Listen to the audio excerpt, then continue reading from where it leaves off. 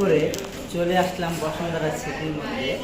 এসে মাটির মধ্যে বসে পড়লাম, কারণ এখানে একটা গাড়ি বিক্রি হবে, সে গাড়িটা কিনতে আসলাম। গাড়িটা কিনতে এসে ভাই বললেন না, সেই অবাক হলাম। এই গাড়ির দাম নাকি 2000 লক্ষ কোটি টাকা। এটা কি কখনো বাস্তব? সেই গাড়িটা চলেন একবার ঘুরে দেখে আসি। এই যে দেখেন আমার সামনে একটা গাড়ি দেখা যায়, এই যে এই গাড়িটা বলে 2,02,000 কোটি টাকা। দেখেন কিভাবে চলে এই গাড়ি, বলে সেই গাড়ি। এই গাড়ি নিয়ে হার ভাই খুব টেনশনে আছে।